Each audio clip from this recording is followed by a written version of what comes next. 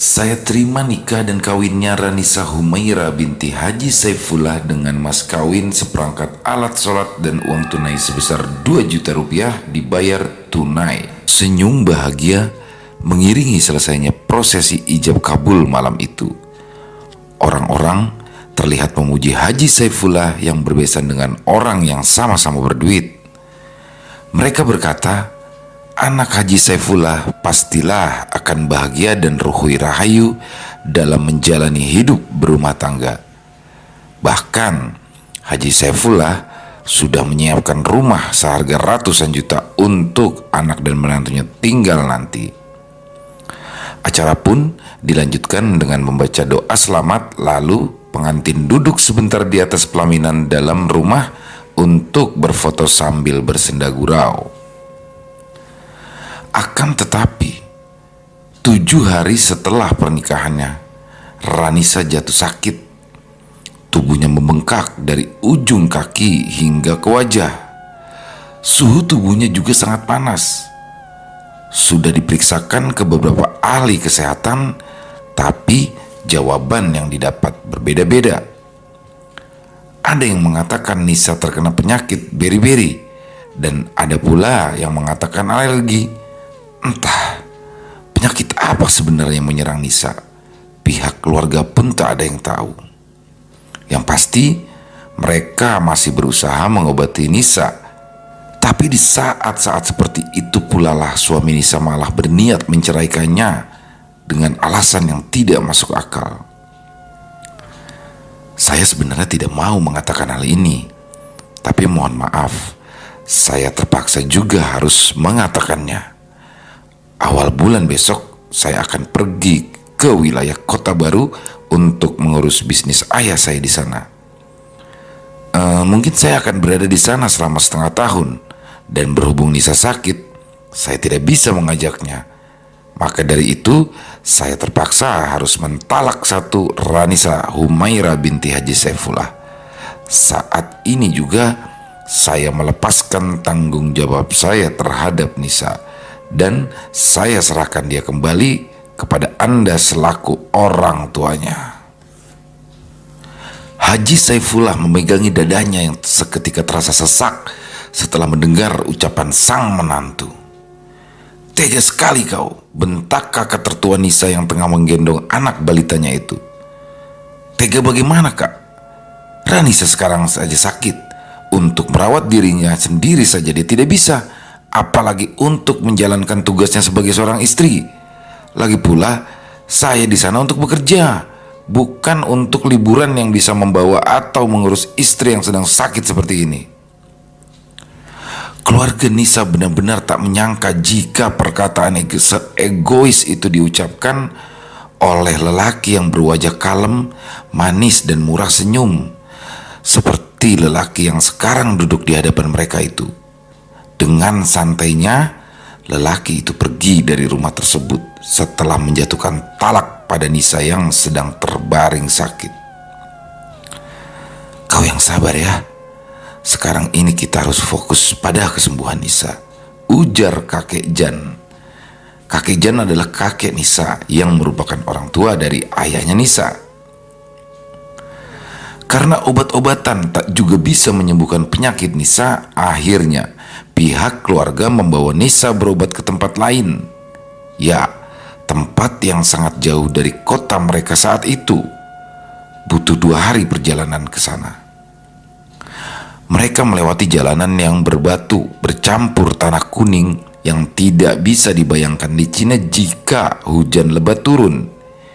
Kiri kanan jalanan selebar 12 meter itu hanya terlihat pepohonan karet yang tinggi, dan sama sekali tidak terlihat ada rumah ataupun warung di sepanjang jalan tersebut.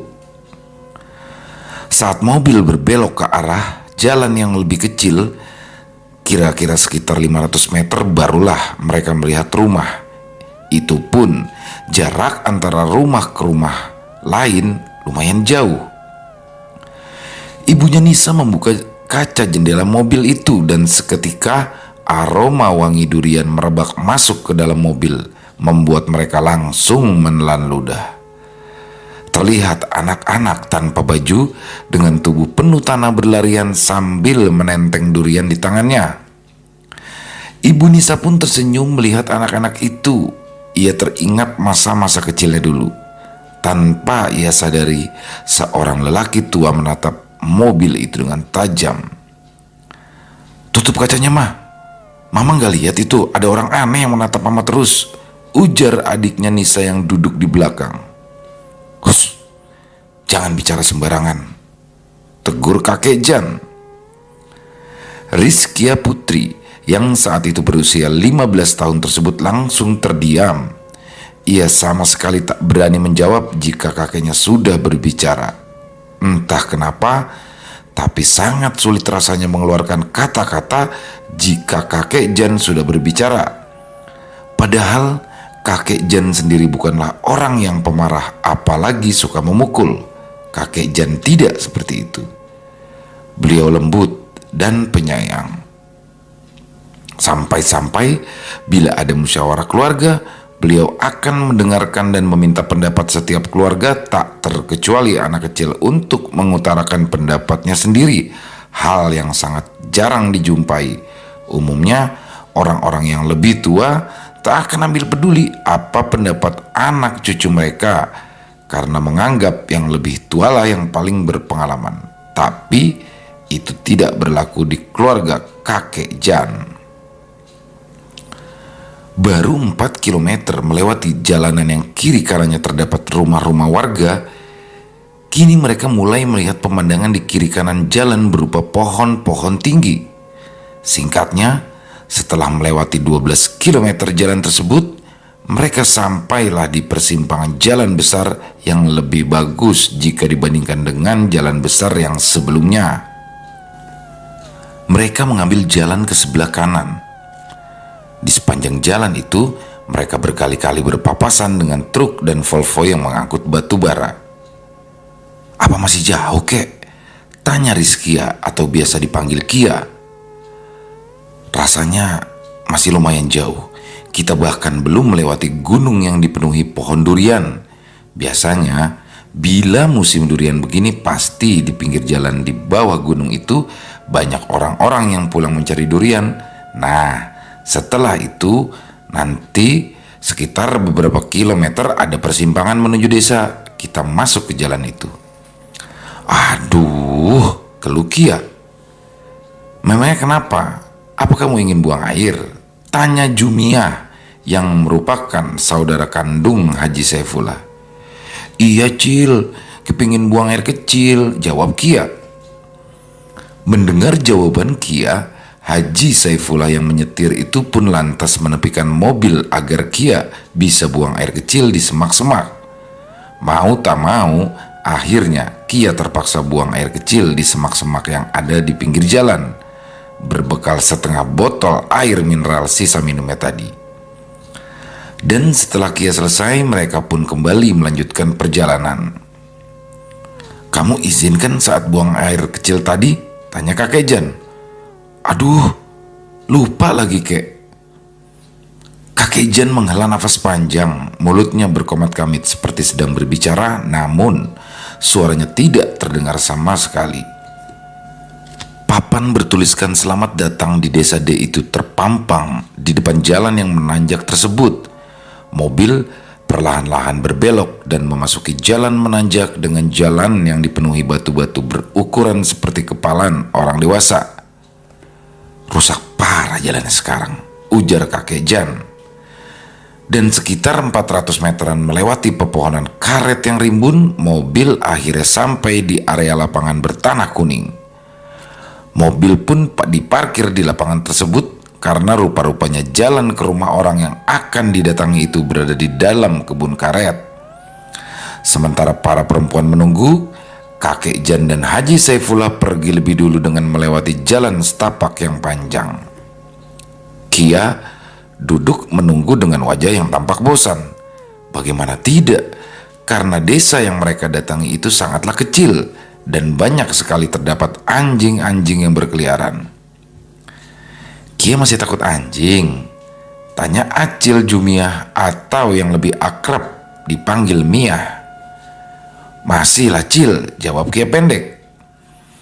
Sekitar hampir setengah jam, akhirnya mereka melihat Haji Saifullah kembali ke mobil. Ia membawa gerobak yang mungkin dipinjamkan oleh orang yang akan menyembuhkan Nisa.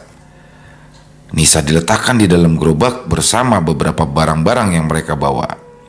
Hajah Marlina berjalan terlebih dahulu bersama dengan Kia, sementara Acil Mia berjalan di belakang gerobak. Sesekali tangannya mendorong gerobak yang ditarik oleh Haji Saifullah itu.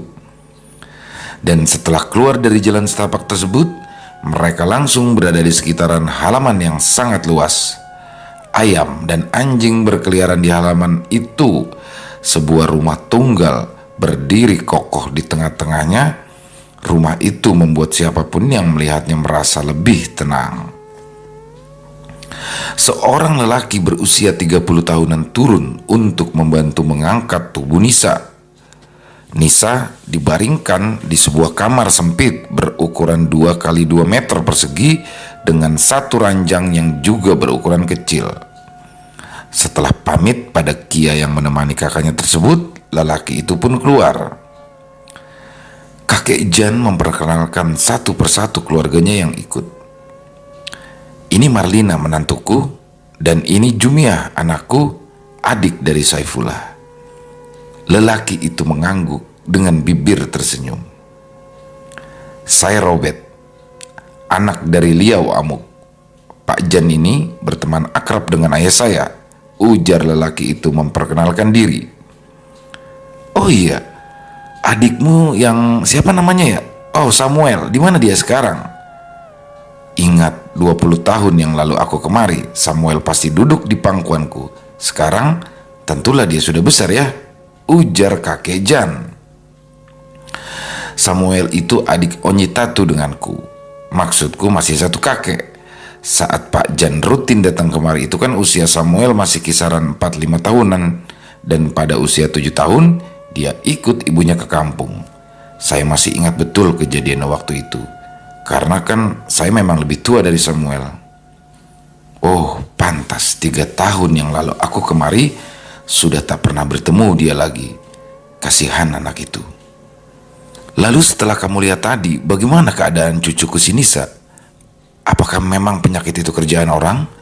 Ujar kakek Jan mengalihkan pembicaraan. Sepertinya begitu. Karena saat saya mengangkat tubuhnya tadi, saya merasa suhu panas di tubuhnya itu agak lain. Tapi nanti malam saya akan pastikan dulu.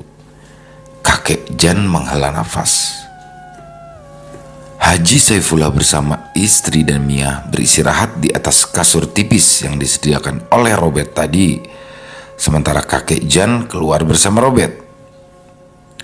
Bet, tolong jangan kamu beritahu mereka tentang apa yang aku lakukan 20 tahun lalu ya. Kalau mereka tanya, katakan saja aku berobat, ujar kakek Jan mewanti-wanti pada Robert yang berjalan di sampingnya itu. Robert mengangguk, rupanya ini alasan kakek Jan mengajaknya berjalan-jalan. Tiba-tiba, dari arah jalan setapak muncul seseorang, diiringi seekor anjing yang terus menyalak. Mau beli daging babi kah? Tanya orang itu dalam bahasa Dayak murung. Tidak dulu. Aku ada tamu orang Islam, jawab Robert. Kalau kau mau, beli saja, tidak apa-apa Bet, jangan pedulikan kami, ujar kakek Jan. Robert hanya tersenyum pada kakek Jan, namun tetap menolak untuk membeli daging babi dari pemburu yang menjual daging tersebut. Kemudian Robert menangkap salah satu ayam kampung yang berkeliaran. Ia bermaksud untuk menyembelih ayam itu untuk lauk makan mereka, para tamunya.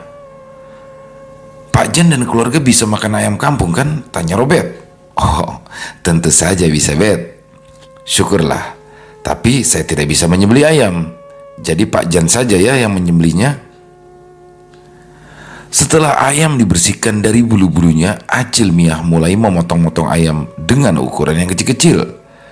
Semua peralatan memasak pun dibongkar dari dalam lemari yang memang dikhususkan untuk tamu yang beragama Islam.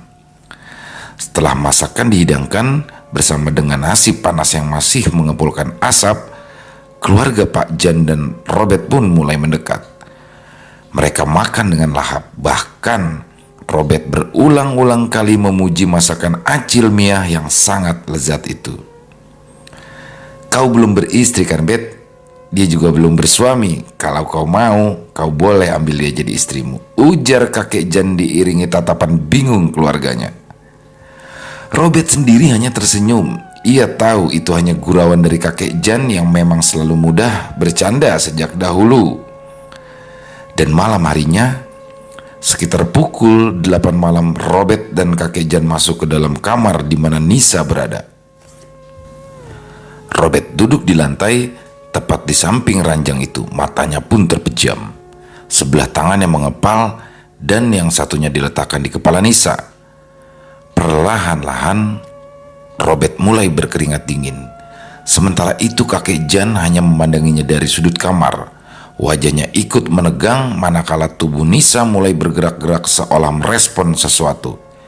Entah kenapa, seketika Robert menarik tangannya yang menyentuh kepala Nisa. Seiring dengan itu, ia menatap lekat ke arah kakek Jan yang masih dalam posisi duduk.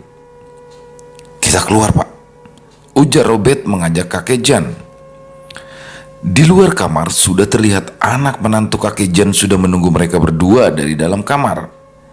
"Bagaimana Nisa? Bagaimana?" tanya Haji Saifullah pada Robert. Robert duduk lebih dulu sebelum menjawab pertanyaan Haji Saifullah. "Dia terkena panah kala, salah satu jenis panah yang sangat berbahaya karena selain memang pada dasarnya panah atau santet khas orang Dayak itu untuk membunuh secara perlahan atau memberikan siksaan menjelang kematian.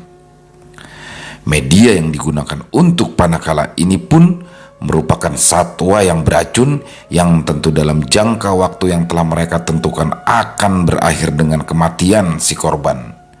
Jujur, saya katakan, kalau orang yang mengirim panah kala ini sangat dendam terhadap keluarga kalian," ujar Robert menjawab pertanyaan keluarga kakek Jan. Haji Saifullah saling tatap dengan keluarganya. "Siapa kira-kira yang mengirimkan penyakit itu?" "Saya tidak bisa melihatnya dengan jelas, Pak. Semuanya tampak samar, hanya api dendam yang terlihat membara," jawab Robert semakin membuat keluarga kakek Jan bingung dan berusaha menerka. Siapa dalang di balik semua ini? "Lalu bagaimana cara menyembuhkan Nisa? Kalau kau bisa menyembuhkannya, tolong sembuhkan. Berapapun biayanya, kau tak perlu khawatir, karena aku akan melakukan apapun untuk anakku." Robert lagi-lagi menghela nafas panjang sebelum menjawab pertanyaan itu.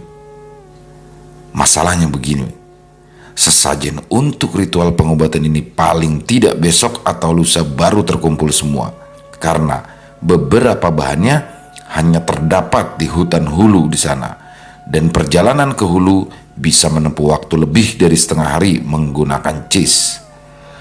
Belum lagi saat masuk ke hutan, kita harus berjalan kaki yang entah berapa lama waktunya. Kalau kita beruntung, kita akan langsung menemukan benda itu. Tapi kalau kena sial, kita bisa bermalam di sana dan bersiap-siap diganggu para macan." Macan yang dimaksud di sini bukanlah macan hewan, tapi lebih ke makhluk halus yang sering mengganggu orang-orang di hutan. Lebih parahnya, mereka bisa menyerupai siapapun, kerabat atau orang yang dikenal oleh si korban. Sudah banyak kejadian dan kesaksian. Untuk mengetahui orang asli atau jelmaan macan itu, kita bisa melihat dari cara duduknya. Jika manusia, mereka akan duduk sedikit lebih ke tengah, tapi kalau macan, mereka tidak bisa duduk lebih jauh daripada pintu atau lubang. Karena itu mereka lakukan untuk menjuntaikan ekornya ke bawah. Meskipun mereka sudah berubah wujud manusia, tapi mereka tidak bisa menghilangkan ekornya. Tapi saya akan usahakan, walaupun saya sendiri tidak yakin bisa mendapatkan benda itu di waktu yang singkat. Kakek Jan menghela nafas panjang, wajahnya terlihat murung dan seperti ada sesuatu yang ia pikirkan. Malam itu, Robert pergi seorang diri ke dalam hutan. Ia berpesan pada keluarga kakek Jan untuk jangan sungkan-sungkan di rumahnya ketika dirinya tidak berada di rumah. "Dapat atau tidak, saya akan pulang lusa," ujar Robert sebelum pergi. Pagi itu, di bawah matahari yang mulai bersinar terik, kakek Jan memberikan makan ayam milik Robert dengan pakan ayam yang berada di bawah rumah. Saat menabur makanan ayam itu, pikiran kakek Jan menerawang ke masa lalu, masa di mana semuanya dimulai. Usia Jan saat itu kurang lebih 40 tahunan dan dulu beliau berprofesi sebagai guru sekolah dasar negeri yang berada di kotanya. Jan adalah salah satu guru terbaik di sekolah itu. Ia sangat disukai oleh semua anak murid tanpa terkecuali satupun. Ia juga sudah mengabdikan diri mengajar di sana cukup lama. Dan keinginannya sedari dulu bukan hanya sekedar menjadi guru pengajar biasa, melainkan ia ingin duduk di bangku kepala sekolah dan menjadi kepala sekolah di sana. Tapi apalah daya, impiannya semakin semu ketika kepala sekolah yang lama meninggal lalu digantikan oleh kepala sekolah yang baru. Seperti tak ada jalan untuk mencapai impiannya. Belum lagi, kepala sekolah yang baru ini mulai mengambil lebih banyak perhatian dari guru-guru lain dan murid-murid sekolah. Padahal tak ada yang berubah, karena murid-murid di sekolah tetap menghormati dan menyayangi Pak Jan seperti sebelumnya. Namun Jan merasakan hal yang berbeda, yakni semua perhatian murid dan rekan-rekan gurunya hanya tertuju pada kepala sekolah yang baru itu. Memang, kepala sekolah itu sangatlah ramah dan baik, bahkan tak jarang Jan mendengar orang tua murid memuji kebaikan Pak Kepala Sekolah. Itulah yang membuat rasa iri dengki dan ingin menyingkirkan Pak Kepsek begitu saja terlintas di benaknya. Tapi niat itu tidak pernah kesampaian hingga suatu hari ada salah satu temannya yang meminta diantarkan ke pedalaman Kalteng untuk berobat dari penyakit non medis. Karena hanya Jan yang memiliki mobil di lingkungan tersebut, akhirnya Jan pun bersedia mengantarkan temannya ke pedalaman. Awalnya Jan sesumbar tak percaya dengan hal-hal seperti itu, tapi setelah merasakan sendiri, barulah ia percaya dan langsung meminta maaf pada dukun itu yang bernama Amuk. Ajaibnya, sehabis meminta maaf, biji kejantanannya pun kembali lagi ke tempatnya semula. Dan dari situ muncullah niat jahatnya untuk menyingkirkan Pak Kepala Sekolah. Sebulan setelah kepulangannya mengantar sang kawan untuk berobat, Jan pun kembali lagi mendatangi Amuk. Saat ia datang untuk yang kedua kalinya itu, Jan membawa banyak oleh-oleh untuk anak-anak Amuk, yakni Robert dan Samuel. Samuel yang pada saat itu bertubuh lebih kecil dari Robert, tanpa rasa takut langsung duduk di pangkuan Jan. Jan yang pada dasarnya memang menyukai anak-anak tentu sangat senang dengan Samuel. Berbeda dengan Robert yang bertubuh besar dan hanya duduk di dekat pintu sambil terus menatap lekat pada Jan dan Samuel. Lamunan kakek Jan terhenti ketika mendengar Haji Saifullah memanggilnya. Cerita pun kembali ke masa sekarang. Perasaan saya tidak karuan, was-was dan takut, ujar Haji Saifullah. Tentu tak ada orang tua yang bisa tenang di saat anaknya terbaring sakit seperti itu. Aku dulu juga sama sepertimu di saat Mia masih kecil terkena sawan. Apakah Robert akan berhasil mengobati Nisa? Kau jangan ragu. Aku tahu siapa Amuk dan tentulah Robert yang mewarisi semua ilmunya. Dan Robert juga sama seperti dia. Mendengar itu, hati Haji Saifullah merasa lebih tenang. Lalu ia dan kakek Jan duduk di pelataran teras rumah Robert, mengobrol hangat sebagaimana keluarga pada umumnya. Sementara di dapur, Acil, Mia, dan Kia sedang memasak makanan yang mereka bawa dari kota. Menjelang sore mereka melihat rombongan anjing muncul dari jalan setapak dan terus menatap ke arah rumah hingga terdengar suara salah satu anjing milik Robert menyalak dari depan rumah. Anjing hitam itu berdiri di depan tangga dan terus menyalak dengan mata tajamnya yang menatap rombongan anjing di ujung jalan setapak. Anjing hitam milik Robert tak gentar. Meskipun rombongan anjing yang berada di ujung jalan itu jumlahnya lebih dari 5 ekor, Ia terus menyalak sampai akhirnya anjing-anjing tadi berbalik dan pergi. Anjing-anjing milik siapa tadi ya? Kenapa seperti bermusuhan dengan anjing milik Robert? Tanya Acil Mia yang sedari awal mengintip dari celah dinding. Kakek Jan menggeleng. Entahlah, bisa jadi itu bukan anjing, jawab kakek Jan. Maksudnya? Tanya Kia. Banyak yang kau tak tahu tentang desa ini, Cuk. Desa ini penuh dengan misteri yang tidak ada di tempat kita. Di desa ini sangat banyak.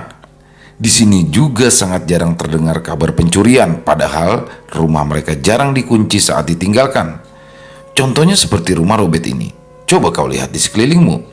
Di dinding itu ada mandau berlapis emas yang harganya tidak main-main.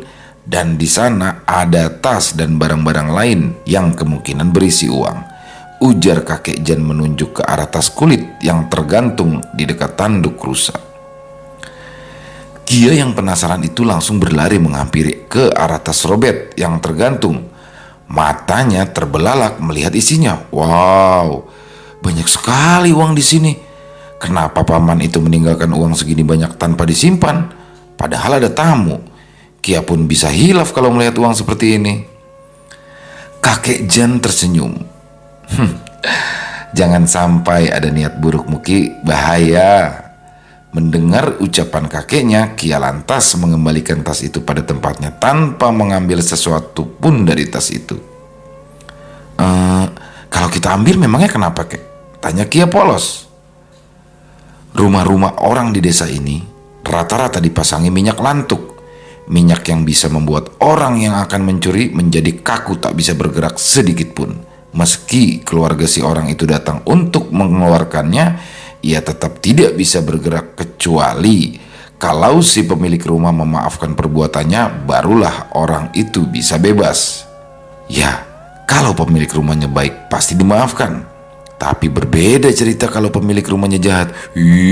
Gumam Kia.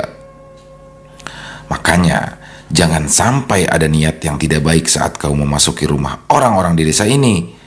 Kakek pun dulu waktu pertama kali kemari pernah dikerjai ayahnya Robert sampai kakek minta maaf.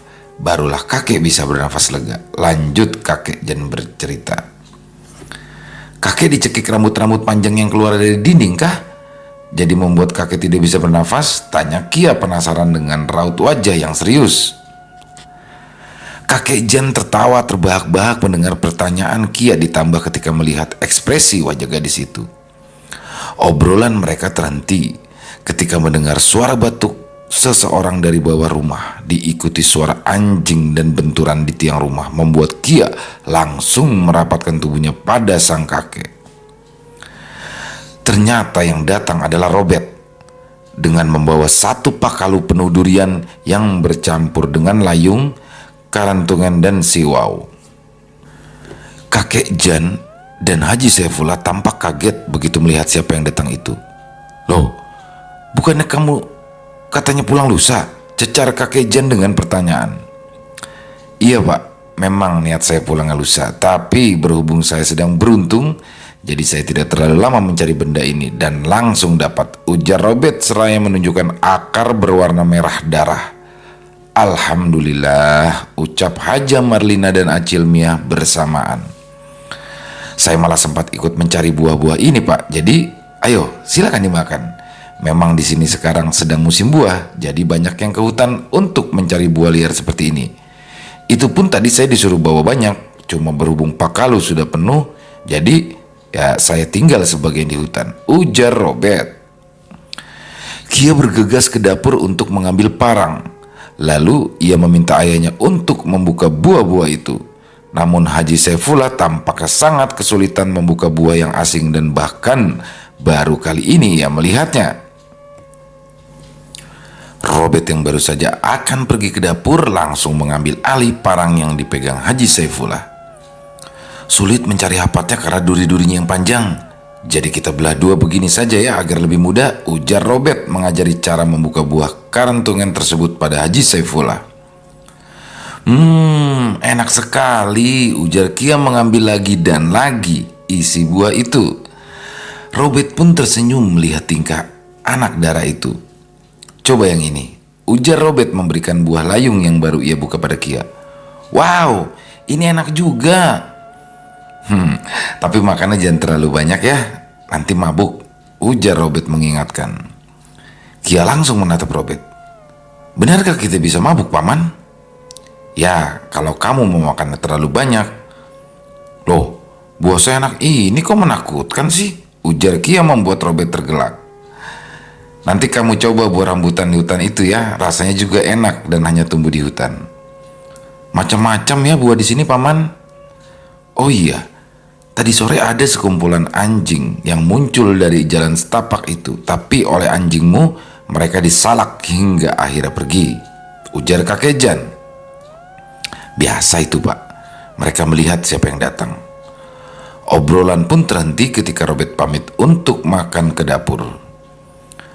Kakek Jan sebenarnya ingin menanyakan kapan cucunya bisa diobati, tapi ia urungkan karena melihat Robert yang sudah tertidur.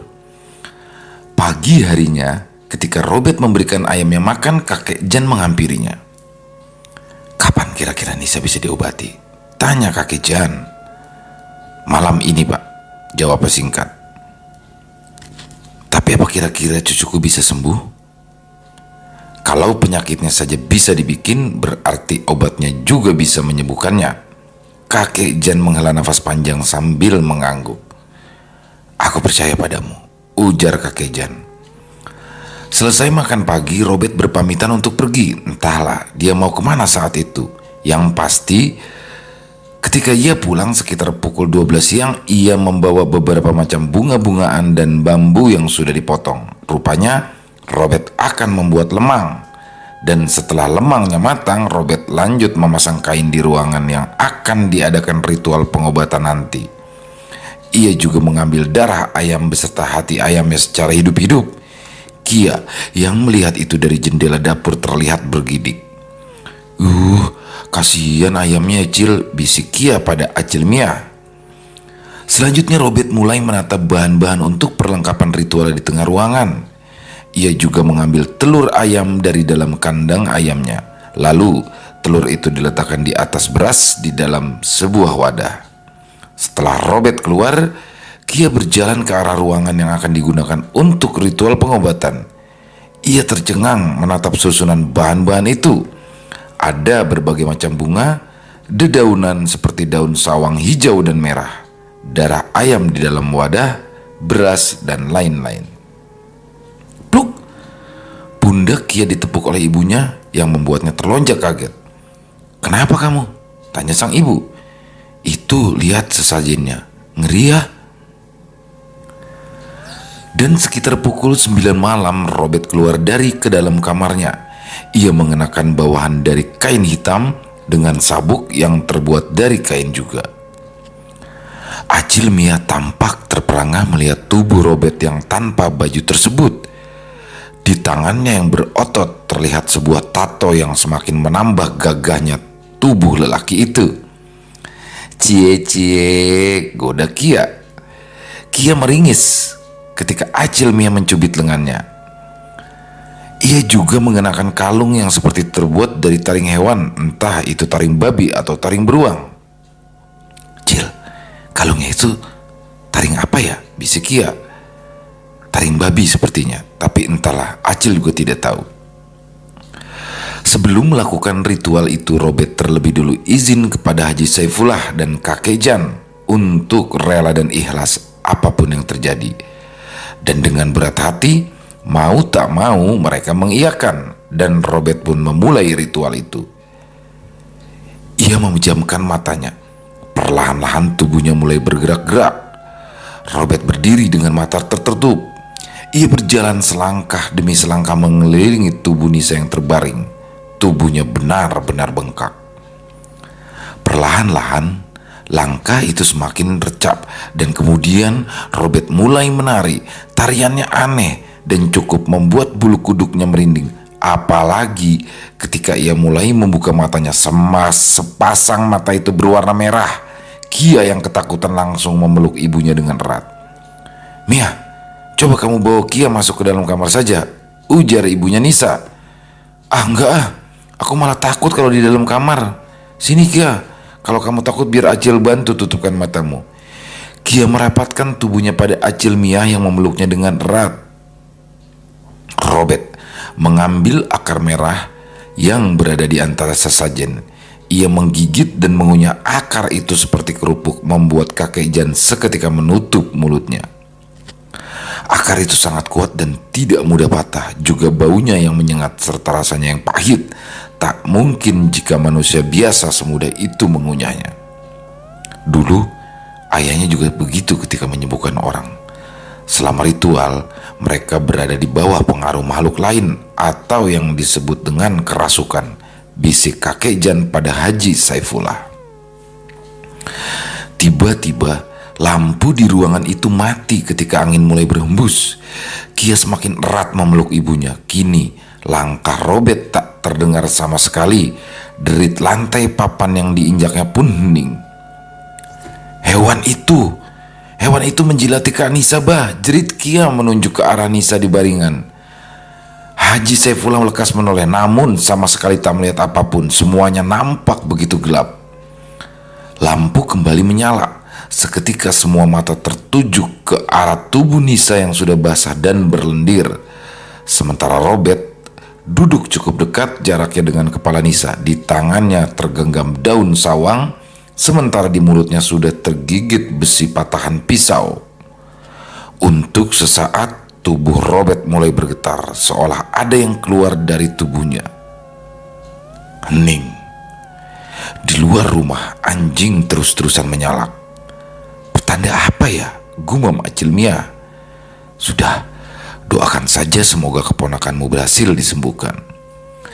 Keluarga kakek Jan hanya bisa menunggu tanpa tahu apa yang sedang terjadi pada Robert.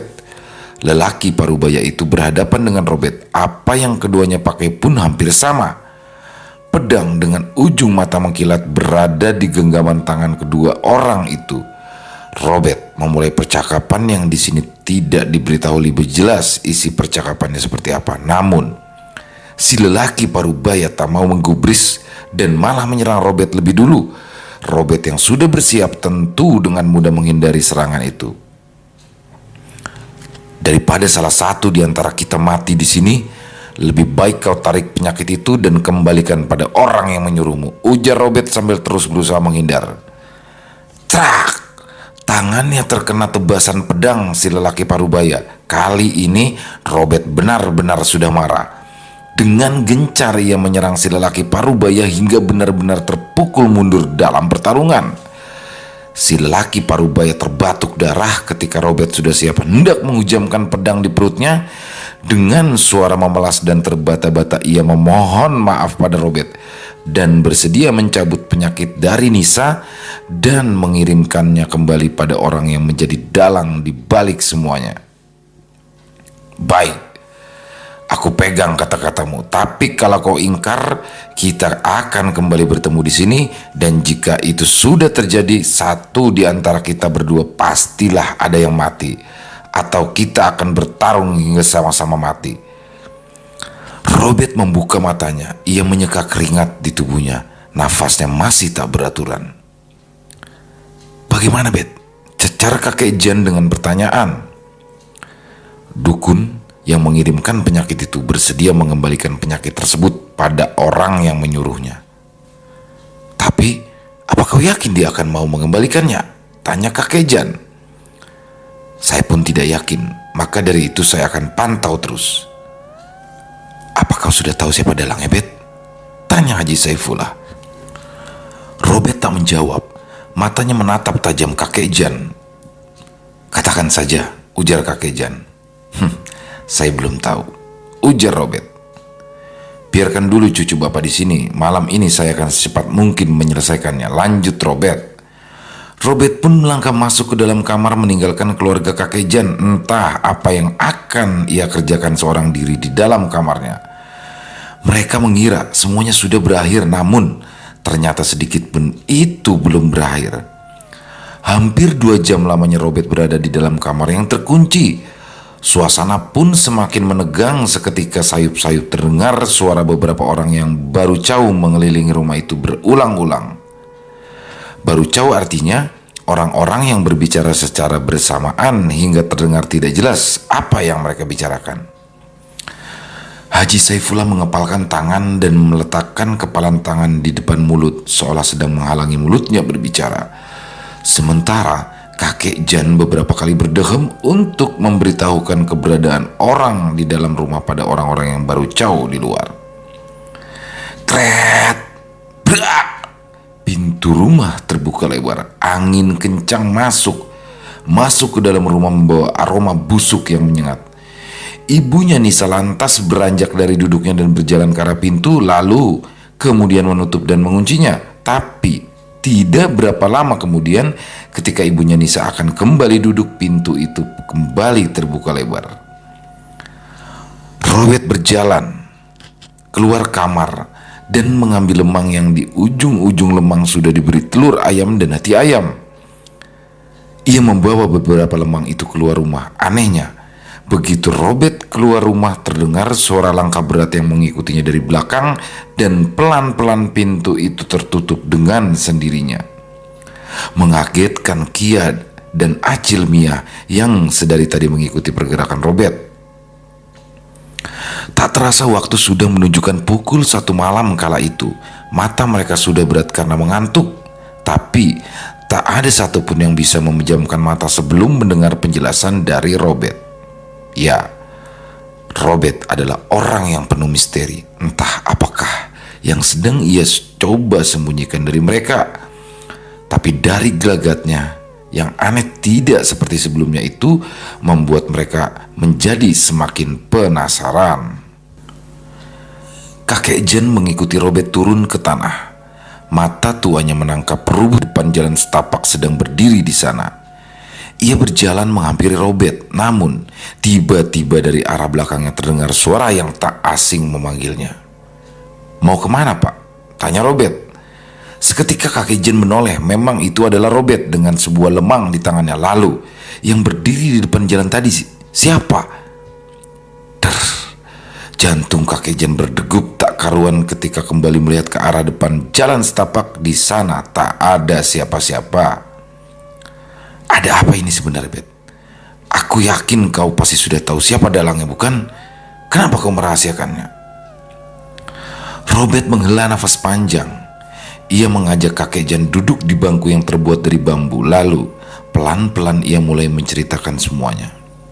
"Bapak ingat dengan orang yang menjadi saingan Bapak dulu?" "Oh, si kepala sekolah itu?" "Ya, tapi bukankah dia sudah lama mati?" "Dia memang sudah lama mati. Dia mati di tangan Liau ayahku di bawah suruhan Bapak waktu itu." "Ya, lalu?" "Keluarganya menuntut balas, Pak.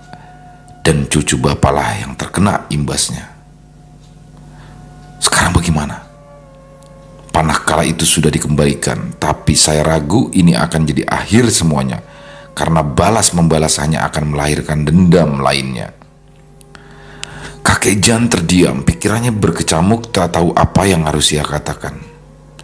"Mari masuk, Pak," ujar Robert.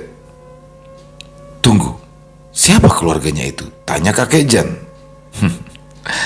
"Menantu anak Bapak, suami dari cucu Bapak sendiri," jawab Robert. "Hah? Kau serius?" Robert tersenyum. "Tak ada alasan untuk aku berbohong, Pak. Bahkan Bapak sendiri tidak menceritakan kehidupan cucu Bapak kepada saya. Lalu bagaimana saya mengetahuinya?" Robert benar, mereka tidak menceritakan apa-apa tentang Nisa selain penyakitnya. Robert masuk mendahului kakek Jan dan memulai ritual selanjutnya. Bunga-bungaan itu ia tebarkan di sekitaran tubuh Nisa, dan telur itu ia gunakan untuk digelindingkan di tubuh Nisa yang bengkak. Cukup lama ia melakukan hal itu di tubuh Nisa sampai akhirnya ia mengoleskan darah ayam pada bagian lantai di ujung kepala Nisa di samping kiri, kanan, dan juga di bagian kaki. "Malam sudah sangat larut. Kalian beristirahatlah. Semuanya sudah aman," ujar Robert. Pagi itu, Acil Mia mendekati Robert. Ia tak sanggup lagi memendam rasa penasarannya Dan hari itu ia bertekad untuk bertanya sendiri pada Robert tentang dalang di balik sakitnya Nisa, sang keponakan. Dicecar oleh pertanyaan-pertanyaan itu membuat Robert pusing. Di satu sisi ia tak ingin membongkar rahasia gelap kakek Jan, dan di sisi lain ia tak ingin membuat Acil Mia merajuk. Orang jauh, jawabnya singkat. Lalu, apa alasannya mengirimkan itu pada Nisa? Apa? Dan bukannya di awal kau mengatakan kalau yang mengirimkan penyakit itu adalah orang yang sangat dendam. Kau pastilah menyembunyikan sesuatu. Mia, kenapa kau mengganggu Robert, ha? Ujar kakek Jan. Aku penasaran dengan dalangnya dan aku ingin meminta jawaban jujur dari Robert. Apa salah? Salah, karena kau memaksa, bentak kakek Jan. Acil Mia terdiam. Robert yang melihat Acil Mia seperti itu menjadi tidak tega. Biarkan saja dia, Bet, ujar kakek Jan menghalangi Robert yang akan mengejar Mia masuk ke dalam rumah. Keadaan Nisa hari itu sudah berangsur-angsur membaik. Bahkan bengkak di tubuhnya pun sudah mulai mengempis sedikit demi sedikit. Peluh terus keluar dari tubuhnya, dan kialah orang yang paling setia mengelap tubuh kakaknya. Terima kasih Robert. Nanti kalau kau ke provinsi kami, mampirlah ke rumahku. Kami akan sangat senang menyambutmu, ujar kakek Jan. Robert pun tersenyum. Kalaupun saya ke rumah bapak, mungkin saya akan langsung melamar. Kakek Jan terperanjak kaget, sementara Acil Mia hanya tersenyum-senyum dengan wajah menunduk. Haji Saifullah tertawa nyaring menatap Mia. Hahaha, syukurlah kau tak jadi perawan tua, ujar Haji Saifullah terdengar seperti mengejek, membuat raut wajah Acil Mia menjadi masam. Mereka pun tertawa di akhir perpisahan di hari itu. Sementara dari kabar yang beredar, ketika keluarga kakek Jan tiba di daerah tempat tinggal mereka mendengar kabar bahwa menantu Haji Saifullah meninggal dunia dalam perjalanan bisnisnya. Ya, mereka menganggap itu karma karena telah menceraikan istrinya yang sedang sakit. Namun, kakek Jan tak banyak berkomentar. Beliau lebih banyak diam setelah mendengar kabar itu. Entah, mungkin penyesalan sudah mulai merasuki hatinya. Terima kasih telah mendengarkan cerita-cerita kami. Sampai berjumpa lagi di konten-konten kami selanjutnya yang tidak kalah seru